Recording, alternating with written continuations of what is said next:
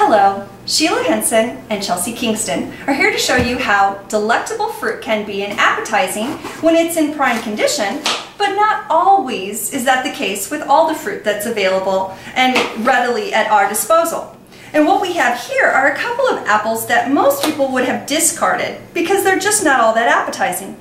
But we would like to show you how to take those vegetables and fruit, in this case taking apples, both green and red apples, and making an apple crisp with the Health One. Alright, Chelsea has cut up 2 apples, which were small sized, fairly similar to this, right? Mm-hmm. About 3 to 4 ounces each apple. Yes. And this is what she came up with. We have no measurement of it. If we really wanted to measure it, we could, but we had weighed it, which is the calorie subsystem that we would like to encourage, because what is an apple?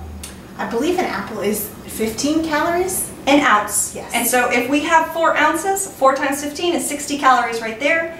And if we're looking at it, let's say we're doubling it. So we have 120 calories coming from our apple alone. Chelsea, do you mind putting that into a container that's already been greased? With Pam, Sheila? Yes. Okay.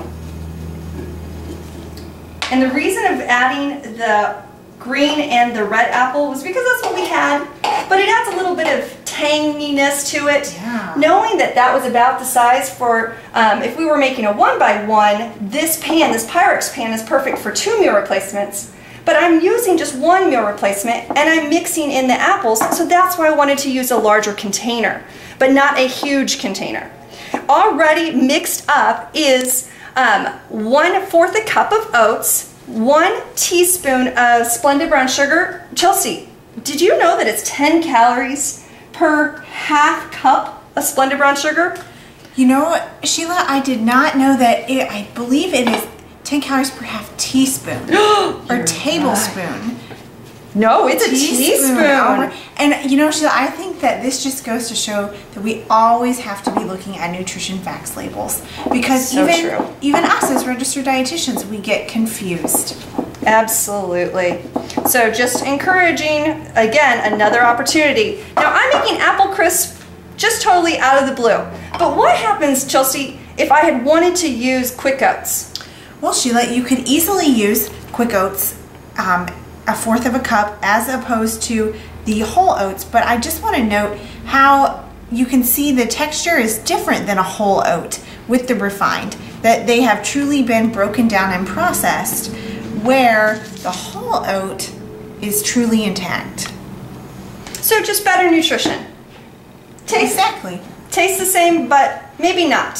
So what we have here, we've added nothing else to this, mind you, and we're going to sprinkle it just because cinnamon and apple sound really good. Yes. But very few calories. We know that if looking at the back of the container for oats, we've used 1/4 a cup, and the measurement calls for 1/2 of a cup. So 1/2 of a cup is 150 calories. So 75. Indeed. So we have 120, 75.